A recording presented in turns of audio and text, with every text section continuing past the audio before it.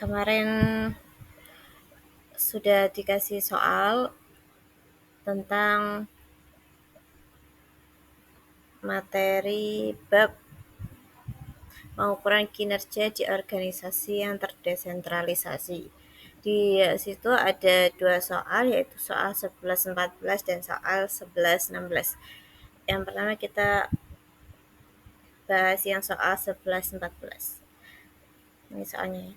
Saya tahu kalau kantor pusat menginginkan kita untuk menambahkan lini produk baru, kata Fred Holloway, manajer divisi kantor di Kirsi Product. Namun, saya ingin melihat beberapa angka sebelumnya sebelum mengambil tindakan. Dan imbal hasil atas investasi atau ROI, divisi kami adalah yang terbaik di perusahaan selama 3 tahun dan saya tidak ingin membuatnya turun. Kirsi Product adalah sebuah perusahaan grosir dengan 4 divisi yang otonom. Divisi-divisi tersebut dievaluasi berdasarkan ROI dengan bonus akhir tahun yang diberikan kepada manajer divisi yang memiliki ROI tertinggi. Hasil operasi untuk divisi kantor Kirsi Product untuk tahun terakhir adalah sebagai berikut. Nian tahun terakhir ada penjualan sebesar 21 juta, beban variabel sebesar 30.400.000, margin kontribusinya 7.600.000, beban tetapnya 5.920.000, ketemu laba operasi neto 1.680.000, dan rata-rata aset operasinya yaitu 5.520.000. Perusahaan memiliki angka imbal hasil atas investasi ROI secara keseluruhan sebesar 18% tahun lalu. Divisi produk kantor memiliki kesempatan untuk menambah lini produk baru yang memerlukan investasi tambahan berupa aset operasi sebesar 3 juta dolar. Karakteristik biaya dapat dan pendapatan untuk lini produk per tahun adalah penjualan sebesar 9 juta dan beban variabel yaitu 65% dari penjualan, dan kemudian beban tetapnya 2.520.000. Oke, kita cari laba operasi netonya dulu sebelum kita cari ROI. Sebelumnya kan tadi nomor 1 diminta apa tadi? Diminta hitunglah ROI divisi kantor untuk tahun terakhir dan juga hitunglah ROI yang akan terjadi jika lini produk baru ditambahkan. Nomor 1.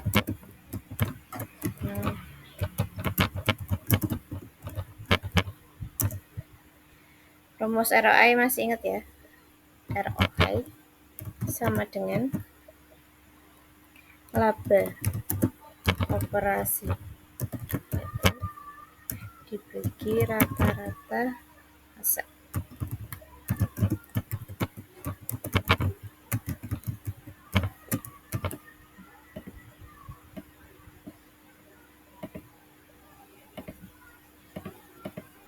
Tadi kan yang tahun terakhir sudah diketahui laba operasi netonya 1.680.000 dan aset operasinya 5.520.000. Sedangkan yang produk lini baru itu hanya diketahui aset operasinya sebesar 3 juta. Jadi kita harus mengetahui laba operasi netonya terlebih dahulu. Ini penjualan 9 juta.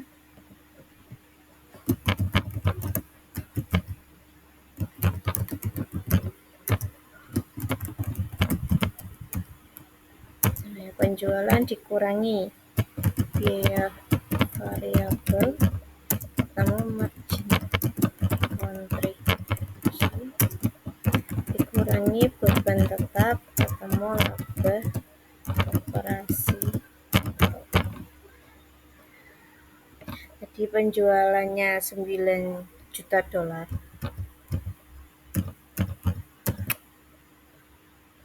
Dan biaya variabelnya 65% dari penjualan.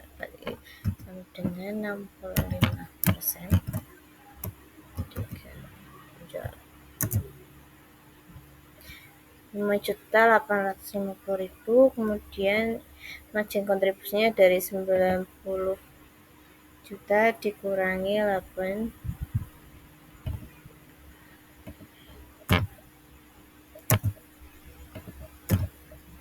juta dikurangi biaya variabel ketemu 3.150. Beban tetapnya 2.520.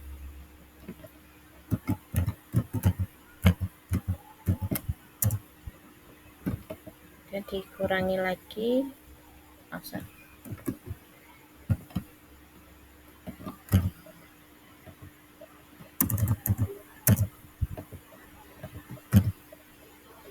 Ini dikurangi beban tetap, ketemu laba operasi sebesar 630.000 dolar.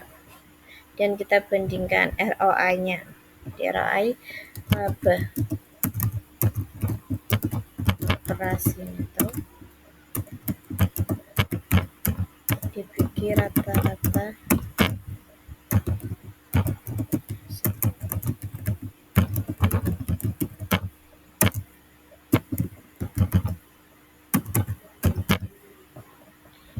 untuk tahun terakhir.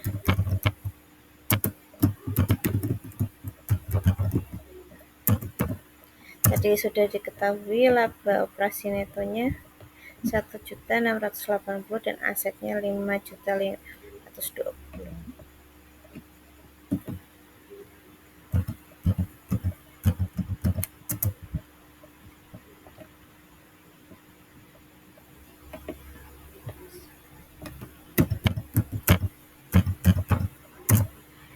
Dan untuk lini produk barunya, aset operasinya tadi 3 juta ya di sini. 3 juta. Oke. Laba operasi netonya sudah diketahui 630.000. Ya 3 juta.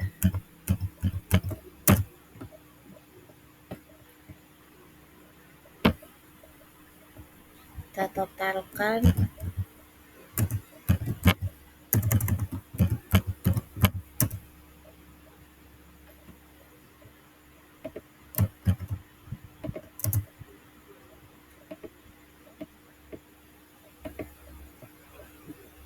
kita hitung ROI-nya dari laba operasi neto dibagi sama rata-rata aset operasi 0,3.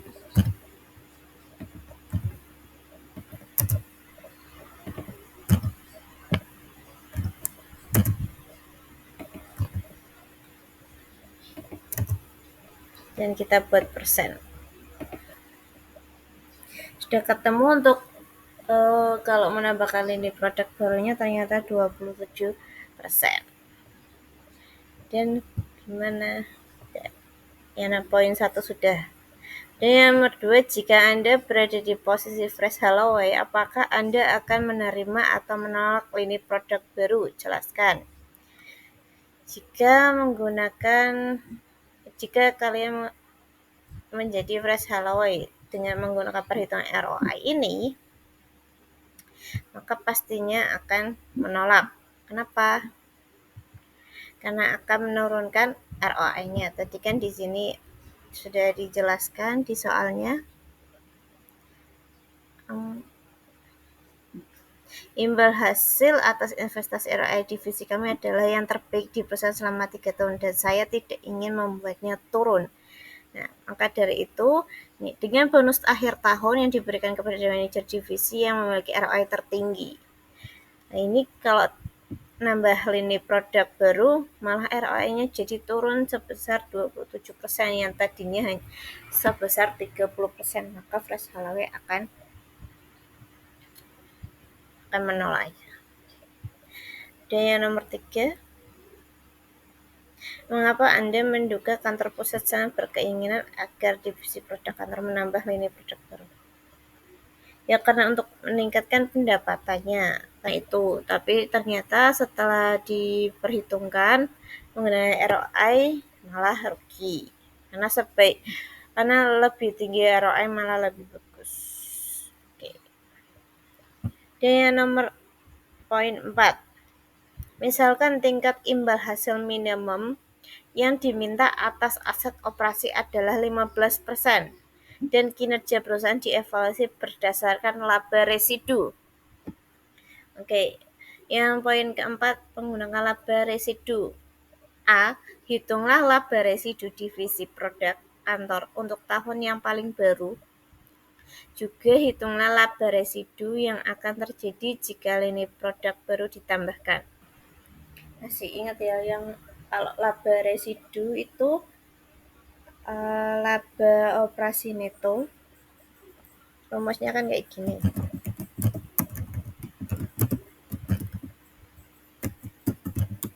Residu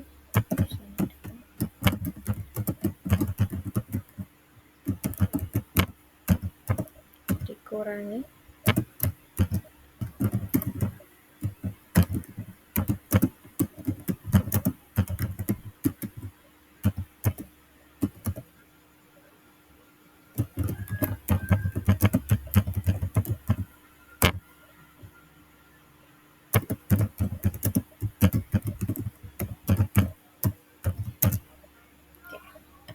return minimal, atau kalau di sini bilangnya tingkat imbal hasil minimum, sama ya.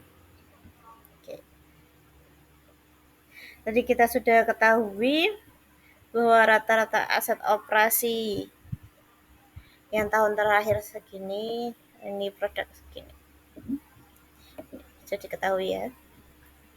Kita tinggal hitung.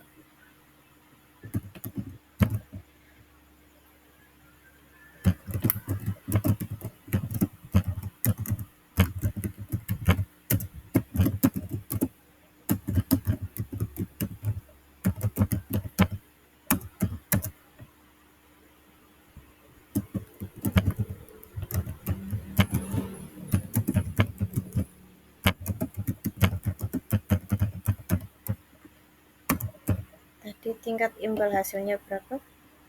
15% ya.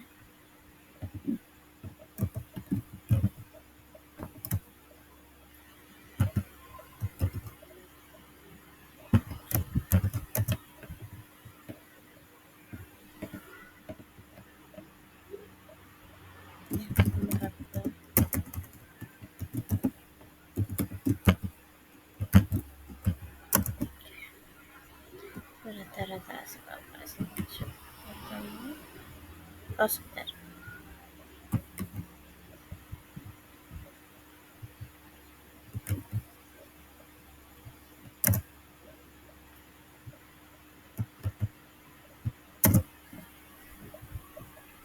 Dan tingkat imbal hasilnya dari dikalikan sama rata-rata aset operasi. 15% dikali rata-rata aset operasi.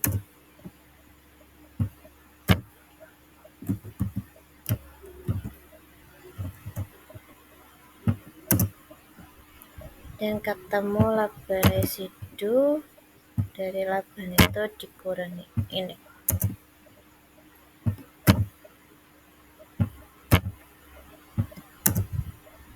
Totalnya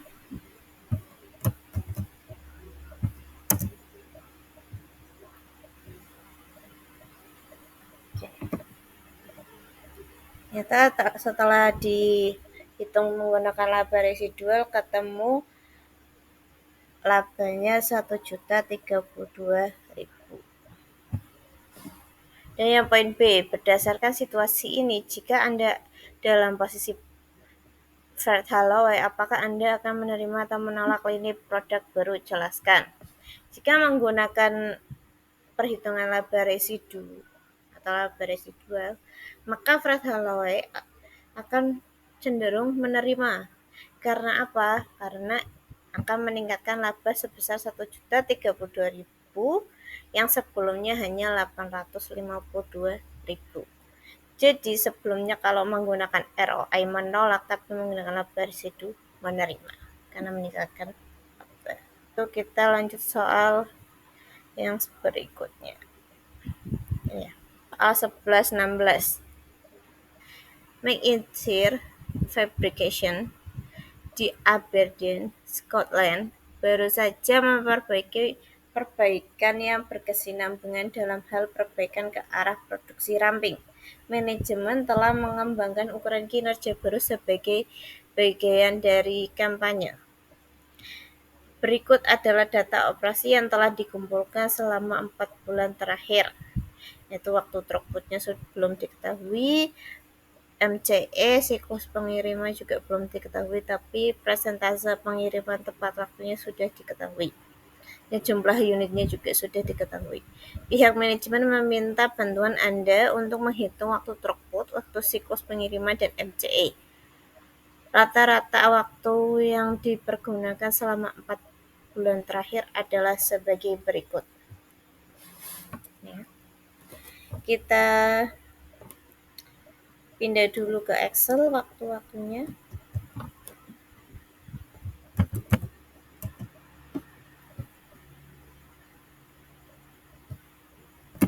Satu, dua, tiga, empat.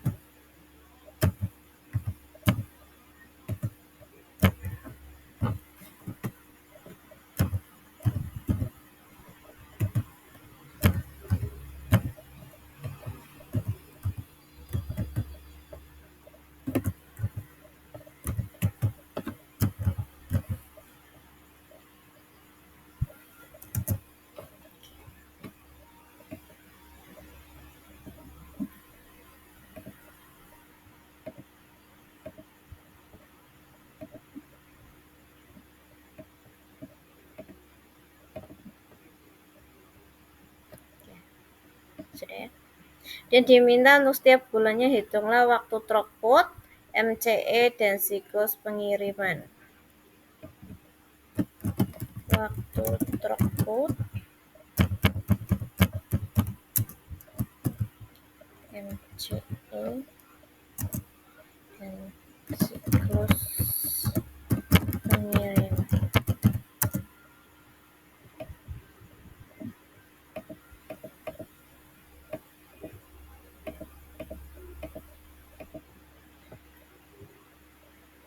Waktu throughputnya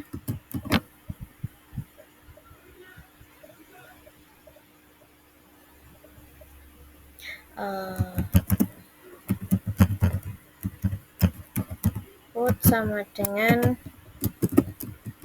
waktu pemindahan ditambah waktu proses ditambah waktu antrean dan ditambah waktu infeksi. Jadi waktu throughput itu tanpa waktu-waktu yang sudah waktu throughput itu perhitungannya semua waktu itu kecuali waktu tunggu. Oke. Kita hitung dulu.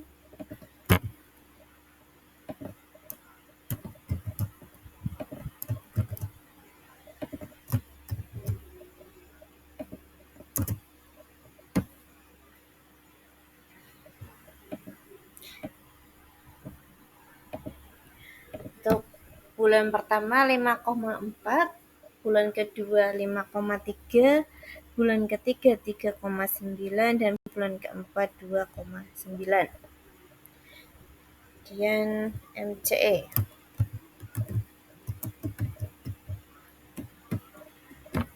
MCE yaitu waktu bernilai tambah atau bisa dikatakan waktu proses dibagi sama waktu throughput.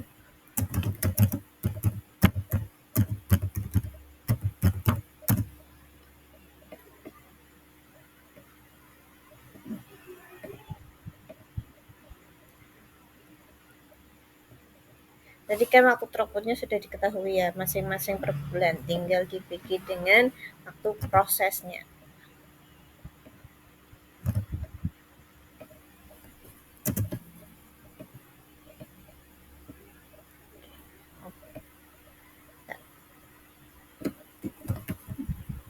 Kita hitung per persenannya.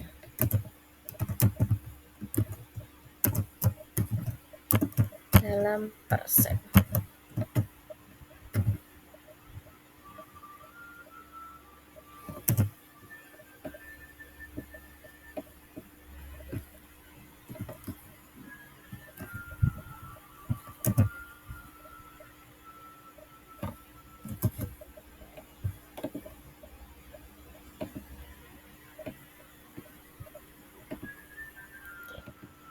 Untuk bulan pertama 11%, bulan kedua 9%, bulan ketiga 13%, bulan keempat 14%.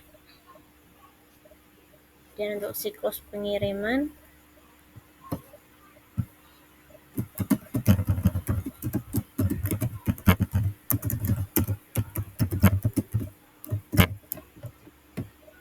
yaitu waktu tunggu ditambah waktu throughput. Tadi kan kalau waktu throughput itu selain waktu tunggu. Nah ini semua waktu diperhitungkan itu namanya waktu siklus pengiriman.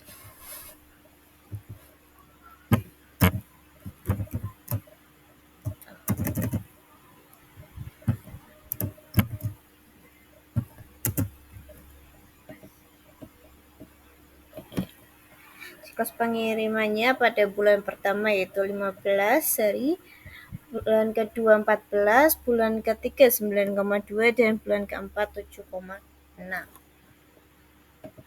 Selesai yang poin pertama. Yang poin kedua, menggunakan ukuran kinerja yang diberikan di soal yang sudah Anda hitung di nomor 1. Identifikasi apakah tren selama 4 bulan menguntungkan, tidak menguntungkan, atau keduanya. Area mana yang butuh perbaikan dan bagaimana cara memperbaikinya.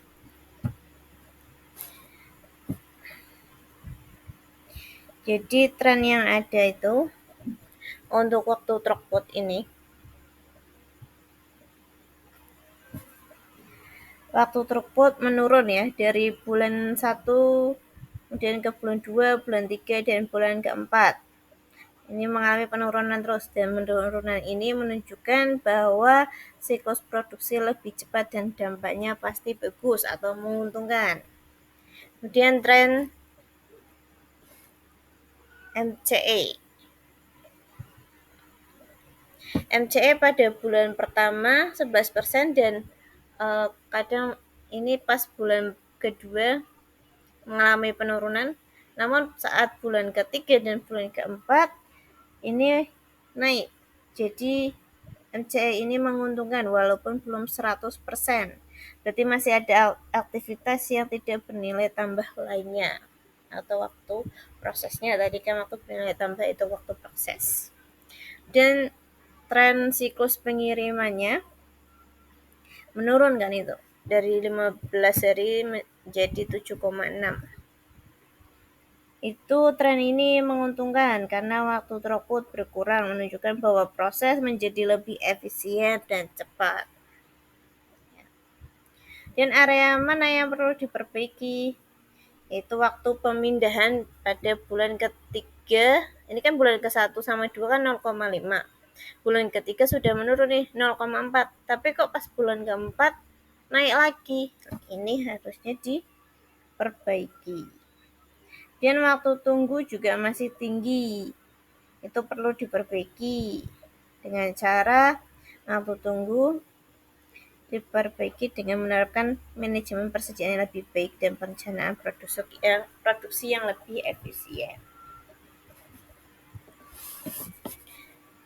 Dan yang nomor 3, dengan mengacu pada waktu pemindahan, waktu proses, dan sebagainya untuk bulan keempat, asumsikan poin A, bahwa pada bulan kelima, waktu pemindahan, waktu proses, dan sebagainya masih sama dengan bulan keempat, kecuali karena penggunaan metode persediaan JIT, perusahaan mampu untuk menghilangkan sama sekali waktu antrean selama produksi. Hitunglah waktu throughput dan MCE yang baru. Ini yang dihilangkan waktu antrean. Ini ya bulan kelima.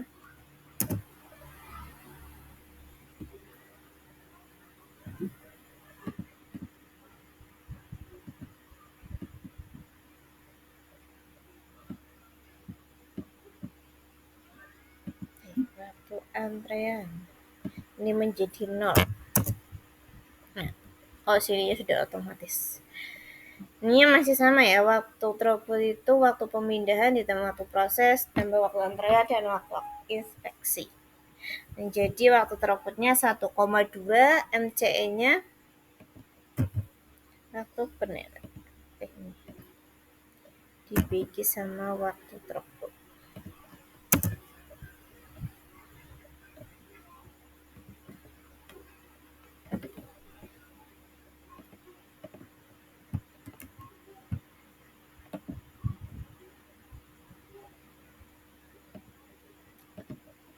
MCE-nya 33%. Ini lebih bagus lagi nih karena meningkat lagi. Di waktu siklus pengirimannya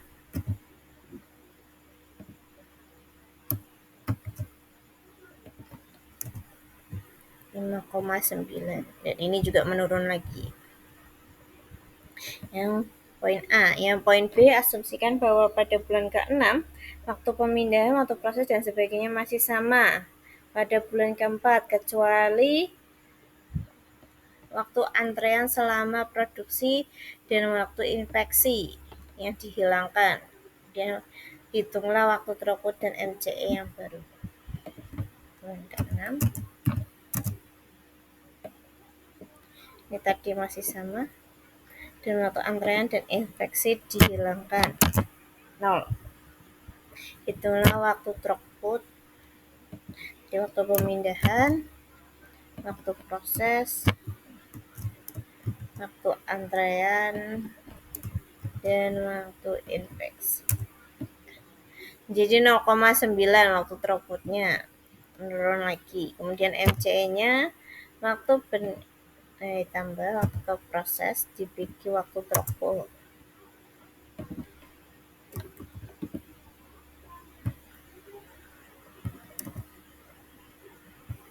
Jadi 44%. Ini lebih bagus lagi karena meningkat lagi. Kemudian waktu siklus pengirimannya, waktu tunggu ditambah sama waktu throughput. Jadi 5,6. Jadi hasil akhirnya MCE juga masih menguntungkan ya karena masih meningkat dan siklus pengirimannya juga menguntungkan karena menurun setiap hari. Sampai sini sudah cukup penjelasannya. Terima kasih sudah mendengarkan. Assalamualaikum warahmatullahi wabarakatuh.